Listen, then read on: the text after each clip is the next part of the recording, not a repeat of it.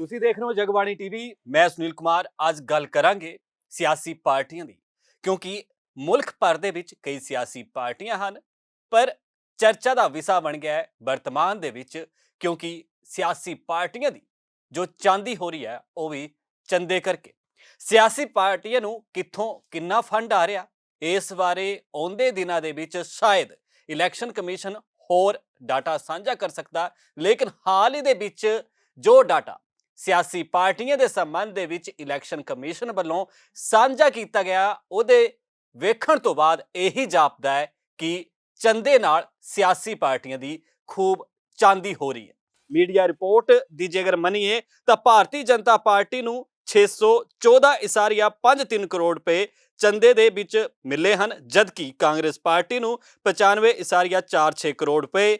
ਚੰਦਾ ਮਿਲਿਆ। ਜਦਕਿ ਭਾਰਤੀ ਚੋਣ ਕਮਿਸ਼ਨ ਵੱਲੋਂ ਲੰਘੇ ਦਿਨੀ ਸਿਆਸੀ ਪਾਰਟੀਆਂ ਨੂੰ ਮਿਲੇ ਚੰਦੇ ਦੀ ਰਿਪੋਰਟ ਪੇਸ਼ ਕੀਤੀ ਗਈ ਸੀ। ਉੱਥੇ ਹੀ ਤ੍ਰਿਣਮੂਲ ਕਾਂਗਰਸ ਨੂੰ 2021-22 ਦੇ ਵਿੱਚ ਜਿਹੜਾ ਚੰਦਾ ਮਿਲਿਆ ਉਹ 43 ਲੱਖ ਰੁਪਏ ਦੱਸਿਆ ਜਾ ਰਿਹਾ ਹੈ, ਤੇ ਆਮ ਆਦਮੀ ਪਾਰਟੀ ਨੂੰ ਸਾਲ 2021-22 ਦੇ ਦੌਰਾਨ ਜਿਹੜਾ 44.54 ਲੱਖ ਰੁਪਏ ਦਾ ਚੰਦਾ ਮਿਲਿਆ। ਇਹ ਚੰਦਾ ਜਿਹੜਾ ਹਾਲ ਹੀ ਦੇ ਵਿੱਚ ਡਾਟੇ ਸਾਹਮਣੇ ਆਏ ਨੇ 2021-22 ਦੇ ਹਨ, ਲੇਕਿਨ 2020-21 ਦੇ ਵਿੱਚ ਭਾਰਤੀ ਜਨਤਾ ਪਾਰਟੀ ਤੇ ਕਾਂਗਰਸ ਕਿੰਨਾ ਚੰਦਾ ਇਕੱਠਾ ਕਰ ਚੁੱਕੀਆਂ ਹਨ ਇਹ ਵੀ ਤੁਹਾਨੂੰ ਦੱਸਦੇ ਹਾਂ, ਕਿਉਂਕਿ ਵਰਤਮਾਨ ਦੇ ਵਿੱਚ ਜਿਹੜੇ 1 ਸਾਲ ਦੇ ਵਿੱਚ ਭਾਜਪਾ ਦਾ ਚੰਦਾ ਦੱਸਿਆ ਜਾ ਰਿਹਾ ਉਹ ਪਿਛਲੇ ਨਾਲੋਂ 6 ਗੁਣਾ ਜ਼ਿਆਦਾ ਕਾਂਗਰਸ ਨਾਲੋਂ ਦੱਸਿਆ ਜਾ ਰਿਹਾ। ਤੇ ਦੱਸ ਦਈਏ ਕਿ ਵਰਤਮਾਨ ਦੇ ਵਿੱਚ ਜਿਹੜੇ ਚੰਦੇ ਦੀ ਗੱਲ, ਚੰਦੇ ਦਾ ਡਾਟਾ ਤੁਸੀਂ ਵੇਖਿਆ, ਲੇਕਿਨ ਹੁਣ ਸਾਲ 2021 ਤੇ 22 ਦੇ ਵਿੱਚ 447 ਕਰੋੜ ਰੁਪਏ ਚੰਦੇ ਦੇ ਰੂਪ ਦੇ ਵਿੱਚ ਜਿਹੜੇ ਸੀ ਉਹ ਭਾਜਪਾ ਨੂੰ ਮਿਲੇ ਸੀ, ਤੇ ਕਾਂਗਰਸ ਨੂੰ 74.7 ਕਰੋੜ ਰੁਪਏ ਜਿਹੜੇ ਉਹ ਚੰਦੇ ਵਜੋਂ ਮਿਲੇ ਸੀ। ਤੇ ਸਾਲ 2021-22 ਦੌਰਾਨ ਦੋਵੇਂ ਪਾਰਟੀਆਂ ਨੂੰ ਮਿਲੇ ਚੰਦੇ ਦਾ ਇਹ 28% ਦਾ ਵਾਧਾ ਹੈ, ਕੋਈ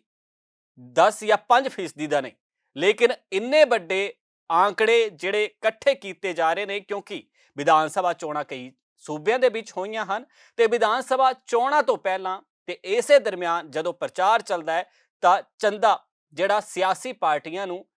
ਵੱਖ-ਵੱਖ ਤਰੀਕੇ ਨਾਲ ਮੁਹੱਈਆ ਕਰਵਾਇਆ ਜਾਂਦਾ ਹੈ। ਅੱਗੇ ਇਹ ਵੀ ਦੱਸਾਂਗੇ ਕਿ ਇਹ ਕਿਵੇਂ ਤੇ ਕੀ ਇਹਦੀ ਰੂਪਰੇਖਾ ਹੈ, ਤੇ ਕਦੋਂ ਤੋਂ ਇਹ ਜਿਹੜਾ ਇਹਦੇ ਤੇ ਸੰਵਿਧਾਨਿਕ ਤੌਰ ਤੇ ਤਰੀਕਾ ਬਣ ਗਿਆ ਸੀ ਕਿ ਸਿਆਸੀ ਪਾਰਟੀਆਂ ਨੂੰ ਚੰਦਾ ਦਿੱਤਾ ਜਾਏ। ਪਰ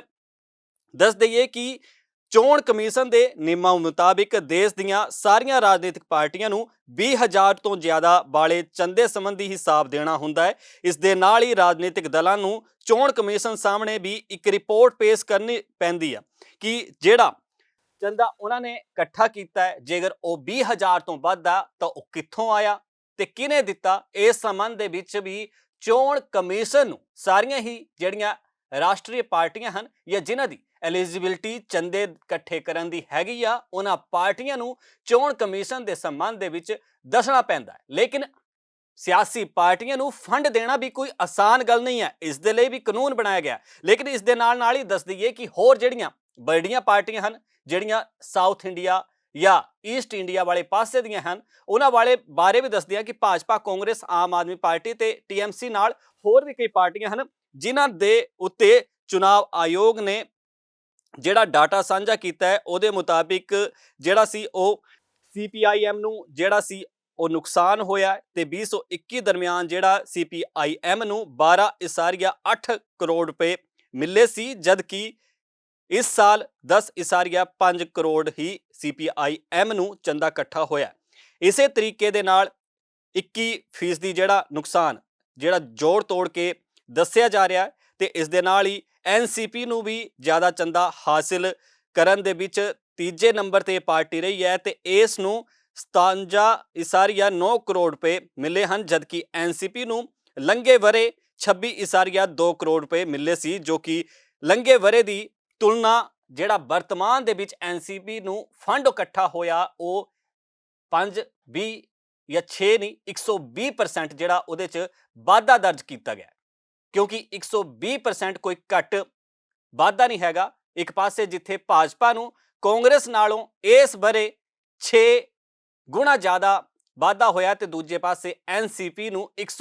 20% ਵਾਧਾ ਦਰਜ ਕੀਤਾ ਗਿਆ ਜੋ ਫੰਡ ਮਿਲਿਆ ਪਿਛਲੇ ਸਾਲ ਦੇ ਵਿੱਤੀ ਵਰਸ਼ ਤੇ ਇਸ ਸਾਲ ਦੇ ਵਿੱਤੀ ਵਰਸ਼ ਦੇ ਵਿੱਚ। ਤੇ ਇਹਦੇ ਨਾਲ ਹੀ ਦੱਸ ਦਈਏ ਕਿ ਆਰਟੀਆਈ ਦੇ ਵਿੱਚ ਇਹ ਸਾਰੀਆਂ ਚੀਜ਼ਾਂ ਦਾ ਖੁਲਾਸਾ ਹੋਇਆ ਹੈ ਤੇ ਕਿਹਾ ਜਾਂਦਾ ਹੈ ਕਿ 2018 ਦੇ ਵਿੱਚ ਚੁਣਾਵੀ ਬੌਂਡ ਯਾਨੀ ਕਿ ਈਬੀ ਜਿਹਨੂੰ ਇਲੈਕਟਰੋਲ ਬੌਂਡ ਵੀ ਕਿਹਾ ਜਾਂਦਾ, ਇਸ ਦੀ ਸ਼ੁਰੂਆਤ ਹੋਈ ਸੀ ਤੇ ਹੁਣ ਤੱਕ ਜਿਹੜਾ ਆંકੜਾ ਸਾਹਮਣੇ ਆਇਆ, ਜਿਹੜਾ ਆਰਟੀਆਈ ਦੇ ਵਿੱਚ ਖੁਲਾਸਾ ਹੋਇਆ ਕਿ ਸਭ ਤੋਂ ਵੱਧ ਬੌਂਡ ਜਿਹੜੇ ਨੇ ਉਹ ਮੁੰਬਈ ਦੇ ਵਿੱਚ ਵਿਕੇ ਹਨ। ਇਸ ਤੋਂ ਇਲਾਵਾ ਕੈਸਿੰਗ ਦੇ ਵਿੱਚ ਦਿੱਲੀ ਨੰਬਰ 1 ਤੇ ਰਿਹਾ ਹੈ ਤੇ ਆਰਟੀਆਈ ਦੇ ਵਿੱਚ ਇਹ ਸਾਰੇ ਖੁਲਾਸੇ ਹੋਏ ਨੇ। ਕਮੋਡੋਰ ਲੋਕੇਸ਼ ਬੱਤਰਾ ਜੋ ਕਿ ਰਿਟਾਇਰਡ ਹਨ, ਉਹਨਾਂ ਵੱਲੋਂ ਇਹ ਜਿਹੜੀ ਆਰਟੀਆਈ ਦਾਇਰ ਕੀਤੀ ਗਈ ਸੀ ਤੇ ਇਸ ਸੰਬੰਧ ਦੇ ਵਿੱਚ ਜਿਹੜਾ ਖੁਲਾਸਾ ਹੋਇਆ ਹੈ ਜਿਹੜਾ ਚੁਣਾਵੀ ਬੌਂਡ ਆ ਉਹਦੇ ਸੰਬੰਧ ਦੇ ਵਿੱਚ, ਤੇ ਇਸ ਦੇ ਜਵਾਬ ਦੇ ਵਿੱਚ SBI ਨੇ ਇਹ ਸਾਰਾ ਡਾਟਾ ਜਿਹੜਾ ਸੀ ਉਹ ਜਾਰੀ ਕੀਤਾ ਸੀ 23 ਨਵੰਬਰ 2022 ਨੂੰ।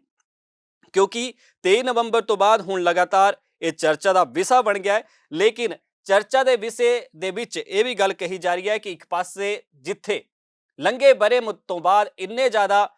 ਆંકੜੇ ਜਿਹੜੇ ਸਾਹਮਣੇ ਆਏ ਨੇ ਜੋ SBI ਨੇ ਸਾਂਝਾ ਕੀਤੇ ਨੇ 23 ਨਵੰਬਰ ਨੂੰ, ਲੇਕਿਨ ਦੂਜੇ ਪਾਸੇ ਇਹ ਵੀ ਦੱਸਦੇ ਹੈ ਕਿ ਜਿਹੜੇ ਪਿਛਲੇ 4 ਸਾਲ ਨੇ ਉਹਨਾਂ 4 ਸਾਲਾਂ ਦੇ ਵਿੱਚ ਵੀ ਜਿਹੜਾ ਡਾਟਾ ਸਾਹਮਣੇ ਆਇਆ ਹੈ ਉਹਦੇ ਵਿੱਚ ਵੀ ਕਿਹਾ ਜਾ ਰਿਹਾ ਹੈ ਕਿ ਹੁਣ ਤੱਕ ਜਨਵਰੀ 2022 ਦੇ ਸ਼ੁਰੂਆਤੀ 10 ਦਿਨਾਂ ਦੇ ਵਿੱਚ ਹੀ ਜਿਹੜਾ ਚੰਦਾ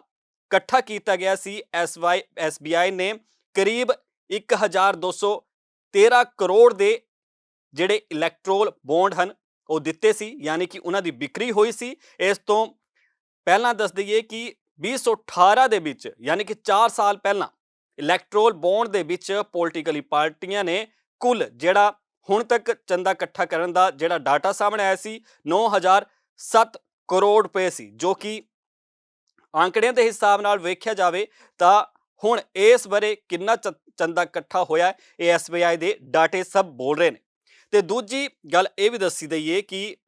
2018 ਦੇ ਵਿੱਚ ਜੋ ਡਾਟੇ ਸਾਹਮਣੇ ਆਏ ਸੀ ਉਹਨਾਂ ਦੇ ਆਧਾਰ ਤੇ ਤੁਹਾਨੂੰ ਦੱਸ ਦਿੰਦੇ ਹਾਂ ਕਿ ਪਹਿਲੀ ਕਿਸ਼ਤ ਮਾਰਚ 2018 ਦੇ ਵਿੱਚ ਵੇਚੀ ਗਈ ਸੀ ਤੇ ਆਰਟੀਆਈ ਦੇ ਵਿੱਚ ਹੀ ਇਸ ਦਾ ਖੁਲਾਸਾ ਹੋਇਆ ਤੇ SBI ਦੀਆਂ 17 ਬ੍ਰਾਂਚਾਂ ਤੇ ਅਜੇ ਤੱਕ 10,791.47 ਕਰੋੜ ਰੁਪਏ ਦੇ ਇਲੈਕਟਰੋਲ ਬੌਂਡ ਵੇਚੇ ਗਏ ਹਨ। ਹਾਲਾਂਕਿ ਬੈਂਕ ਦੀਆਂ 29 ਸ਼ਾਖਾਵਾਂ ਤੇ ਇਹਨਾਂ ਨੂੰ ਵੇਚਣ ਦੀ ਮਨਜ਼ੂਰੀ ਮਿਲੀ ਹੈ। SBI ਨੇ 23 ਨਵੰਬਰ 2022 ਨੂੰ ਆਪਣੀ ਇੱਕ ਆਰਟੀਆਈ ਦੇ ਜਵਾਬ ਦੇ ਵਿੱਚ ਇਹ ਵੀ ਕਿਹਾ ਹੈ ਕਿ ਇਲੈਕਟਰੋਲ ਬੌਂਡ ਦੀ ਵਿਕਰੀ ਨੂੰ ਲੈ ਕੇ ਜਿਹੜਾ ਡਾਟਾ ਸ਼ੋਅ ਕੀਤਾ ਗਿਆ ਹੈ ਉਹਦੇ ਵਿੱਚ ਮੁੰਬਈ ਦੇ ਵਿੱਚ 2,742.12 ਕਰੋੜ ਰੁਪਏ, ਕੋਲਕਾਤਾ ਦੇ ਵਿੱਚ 2,387.71 ਕਰੋੜ ਰੁਪਏ ਤੇ ਹੈਦਰਾਬਾਦ ਦੇ ਵਿੱਚ 1,885.35 ਕਰੋੜ ਰੁਪਏ। ਤੇ ਇਹ ਜਿਹੜੇ 3 ਸੂਬੇ ਨੇ, 3 ਵੱਡੇ ਸ਼ਹਿਰ ਨੇ, ਮੁੰਬਈ ਵੀ ਉਹਦੇ 'ਚ ਹੀ ਹੈ, ਹੈਦਰਾਬਾਦ ਵੀ ਉਹਦੇ 'ਚ ਹੀ ਹੈ ਤੇ ਕੋਲਕਾਤਾ ਵੀ ਹੈ, ਜਿਨ੍ਹਾਂ ਦੇ ਟੌਪ 3 ਦੇ ਵਿੱਚ ਜਿਹੜਾ ਇਹ ਡਾਟਾ ਜਿਹੜਾ ਪੈਸਾ ਇਕੱਠਾ ਹੋਇਆ। ਲੇਕਿਨ ਇਹਦੇ ਨਾਲ ਹੀ ਚਰਚਾ ਦੇ ਵਿੱਚ ਆ ਮੁਲਕ ਦੀ ਰਾਜਧਾਨੀ ਜਿੱਥੇ ਸਭ ਤੋਂ ਵੱਧ ਇਲੈਕਟਰੋਲ ਬੌਂਡ ਵਿਕਰੀ ਹੋਏ ਹਨ, ਉਹ ਵੀ ਤੁਹਾਨੂੰ ਦੱਸ ਦਿੰਦੇ ਹਾਂ ਕਿ ਆંકੜਿਆਂ ਤੋਂ ਇਹ ਵੀ ਪਤਾ ਚੱਲਿਆ ਹੈ ਕਿ ਦਿੱਲੀ ਦੀ ਬ੍ਰਾਂਚ ਤੇ 1,519.44 ਕਰੋੜ ਰੁਪਏ ਦੇ ਚੁਣਾਵੀ ਬੌਂਡ ਵੇਚੇ ਗਏ, ਜਦਕਿ ਸਭ ਤੋਂ ਵੱਧ